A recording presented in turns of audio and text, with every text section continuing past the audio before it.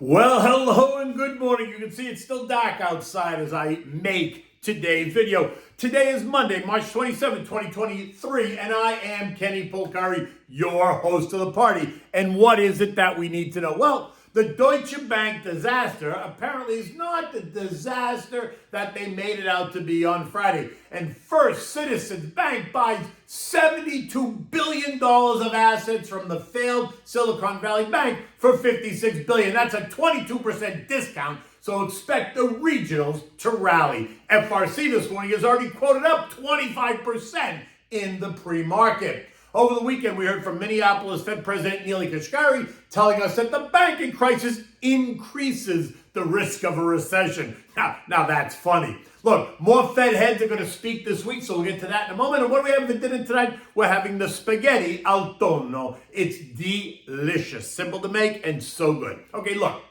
Over the weekend, I was on the Larry Kudlow Talk Radio show on Saturday morning at 12 o'clock with Lavla Tengler, CIO Nancy Tengler. You can find that interview on my Twitter feed at Kenny Polcari. You can also find it if you go to the WABC Talk Radio website. Okay, so look, last week stocks had a crazy week. Anxiety levels surging. Then collapsing and then surging again as investors remain concerned over the direction of interest rates, the pace of future rate hikes, and what it all means for the global banking sector. Treasury Secretary Janet Yellen doing not one, but two flip-flops during the week, right? Saying, yes, we're going to help, then no, we're not going to help, and then yes, again, we are going to help, and that sent the algos and traders and stocks and the administration into a confused mode, leaving many to ask, are the banks really safe?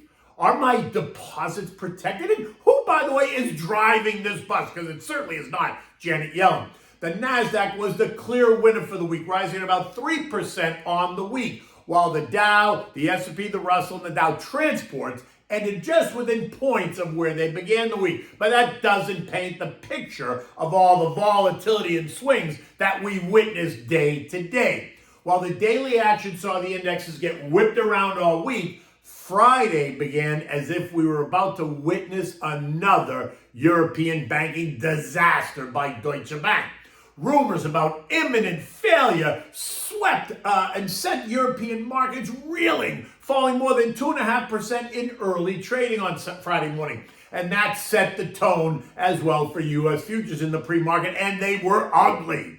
Now, look, it was Friday, the weekend was coming, so you could make the argument that traders and algos were just disgusted and they were ready to toss everything out the window in early trading, right, as the day began. U.S. futures were getting clobbered, but that did not end up being the case. By the end of the day, the hysteria created in Europe did not reflect that mindset here in the United States. And investors and indexes ended the week on a plus tick. European markets, though, did end on a minus tick. On Friday, the Dow gained 133 points or 0.4. The S&P was up 22 points or 0.6. The NASDAQ was up 40 points or 0.3. The Russell was up 14 points or 0.8%. And the transports added 20 points or up 15, a little more than 0.1%.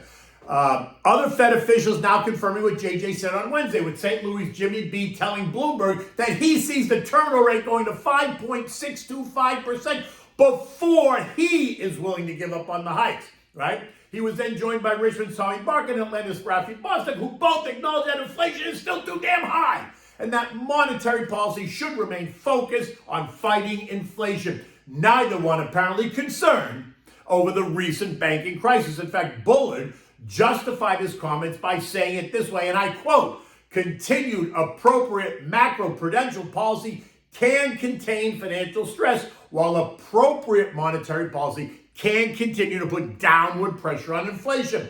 I just think that this is a different world than 2007, 2009, where you were inventing things on the fly. Here you have the tools in the toolbox, while the inflation problem is real and is large. Defining it as large, right?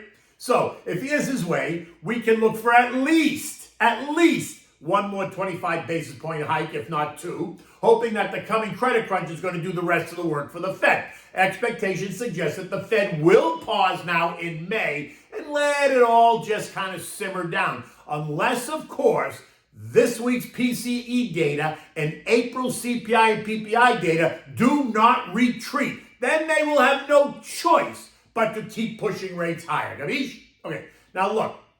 Recall that all the big money center banks, right? JP Morgan, Bank of America, Citi, Wells Fargo, all raised their allocations in their loan loss reserve accounts in January when they reported earnings, signaling that they all expect times to get tougher as we move through the cycle. And while that is not necessarily good news, it is honest news, right? And it's clear. And that suggests that they are ready. And remember, all the markets want are clarity, good or bad. Just give it clarity. The rest will be solved by investor action, reminding us that there's always two sides to a trade, both a buyer and a seller. Nothing happens in a vacuum. And remember, just because someone is selling does not necessarily mean they don't like the stock. There could be a dozen reasons for the sale, as there could be a dozen reasons for why a buyer is buying. In the end, as a long-term investor, though, it is the opportunities created by the sellers who overreact and have this shoot first, ask questions later mentality, right? This week is now chock full of economic data. The Dallas Fed survey, the retail inventory is expected to be up 0.2, housing price data, Richmond Fed survey, pending home sales expected to be down 0.3, and the one that everyone's going to focus on and watch is the Fed's favorite inflation gauge, the PCE, which is expected to be up 0.3% month over month and up 5.1% year over year. Now, both of those are a bit lower than last month, which is good. The core PCE is expected to be up 0.4 month over month and up 4.7% year over year. And then we're going to finish out the week with the University of Michigan indicators and the one-year inflation expectations, which they think are going to be 3.8% a year out. Going into the final quarter of the year, right, is this week, we see communication stocks are already up 18%, tech up 7%, housing stocks up 8%, disruptive tech up a whopping 20%, semis up 25%, artificial intelligence up 18%, cybersecurity up 6%. The growth trade up 6%, while the value trade is flat in the year. Gold is up 10%, copper up 11%, silver, though, is down by 2%. Cryptos are back in vogue. Bitcoin up 68%, and Ethereum's up 46%. Lagging sectors at the end of this quarter were last year's best performers. Energy down 11%, utilities off 6%, consumer staples down 2%, financials down 9%, healthcare down 6%, regional banks down 25%, although that could change today, and real estate off 3%. The ongoing confusing narrative out of the U.S. Treasury, Janet Yellen, about what they're going to do or what do in the event of emergency continue to send shivers through the system, right? We have seen a massive bond rally as a result, and that sent bond prices higher and yields lower. Moves in the bond market that we haven't seen in years. By the close on Friday, the 2-year was yielding 3.76%. That's amazing because 2 weeks ago it was yielding 5.5%. That's a 32% decline in 2-year yields. The 10-year now yielding 3.37, down from just over 4%, representing a 16% decline in yields. Means prices have gone up. But as the overall tone for stocks appears to be settling down, European markets are higher this morning, U.S. futures are higher. We're seeing many flip those bonds out, locking in nice gains, sending bond prices down this morning and yields up. At 6 a.m., the 2-year up 11 basis points, yielding 3.67, and the 10-year is up 6 basis points at 3.44%. Oil, which traded down 20% after the Silicon Valley Bank announcement and crisis, did find support all the way down at $65 on the 20th of March, right? Has since rallied off that low. By Friday afternoon, oil closed at $69.30, up 9% for the week, right? And this morning, WTI is trading up another 25 cents, trading at $69.65 after trading as high as $70.25. Word that Vlad is making threats of placing nuclear weapons in Belarus aimed at Europe is raising all kinds of geopolitical tensions across Europe. In addition, Russia's Deputy Prime Minister Alex Novak reports that Moscow is achieving the target of cutting output by 500 barrels per day. Analysts telling us that Russian crude inventories have risen, and if they want to draw that down, then they have to cut output through June. Remember, the next OPEC Plus meeting is next week, April 5th, and there are all kinds of speculation around what the Saudis will do to support and force the price of oil higher. Think production cuts. Gold, which shot higher last week on a range of fears, traded as high as $2,030 an ounce on Thursday, settling at $2,000 an ounce on Friday. This morning, it's down another $20 at $19.80. The pullback being credited to the strengthening dollar, the possible pause in rate hikes, and declining fears of a global banking contagion.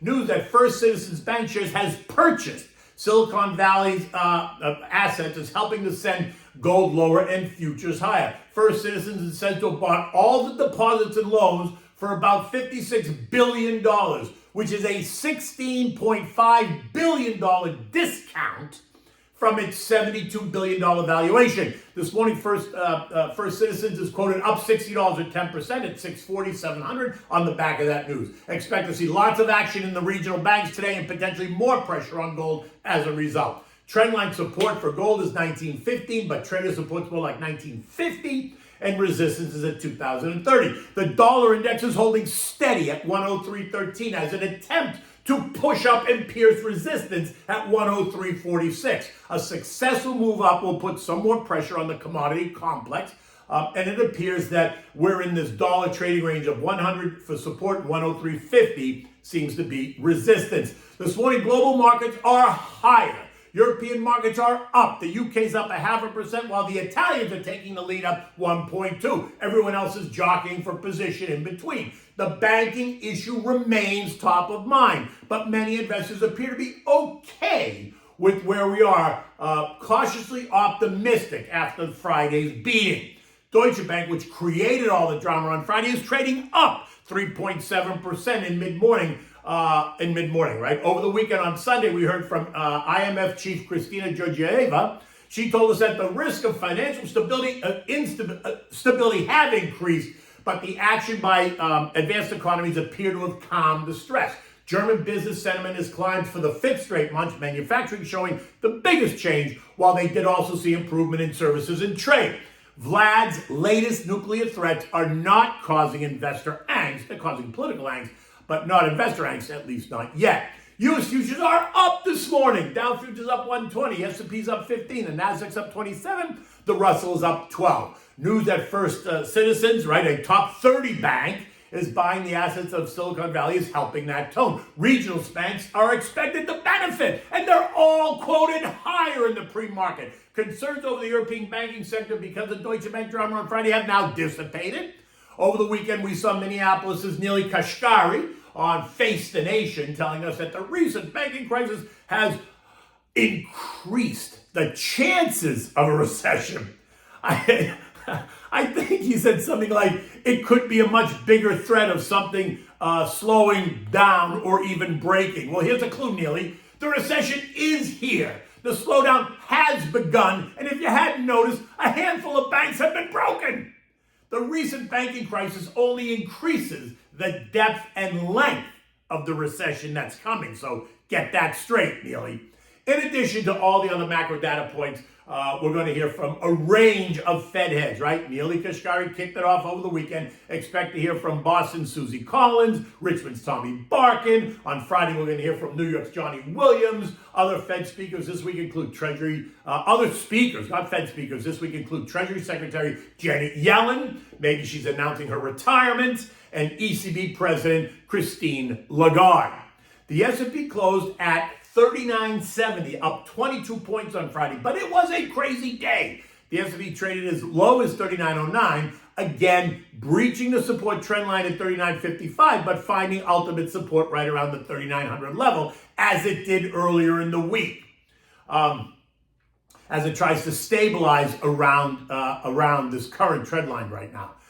Remember, if it gets more chaotic in the days ahead, then a test of the March lows, 3,800, would not surprise me or anyone else. Trendline resistance now is at 4,015. If the mood continues to improve, then don't be surprised to see us test the most recent high at 4,100. So it kind of feels like we're in this 3,900, 4,100 trading range. When the mood remains volatile and anxious, the path of least resistance is always lower. But when the mood changes, then the path of least resistance is higher, and you get all those traders and algos and investors frenzied up in a FOMO mentality, right? Fear of missing out. If investors think that the worst is over and that they're missing out, then watch as stocks push higher as they all pile in. Which is why I say, don't overreact at all. Stay the course, steady as she goes. Stop trying to pick the highs and the lows if you are a long-term investor. Do not chase anything. Patience is a virtue. Don't get drawn into the frenzy, because if you're invested, then you are participating if they take the market higher. There's nothing to worry about, right? You haven't missed anything. That's if you're invested. But if you keep going in and out, then you're always chasing it. Okay, what do we have for dinner today? We're having spaghetti al tonno. The recipe comes to us from the island of Sicily, just off the tip of the boot of Italy. Sicily is all about fishing and contains numerous fishing villages that are responsible for catching much of Italy's seafood, including most of the tuna.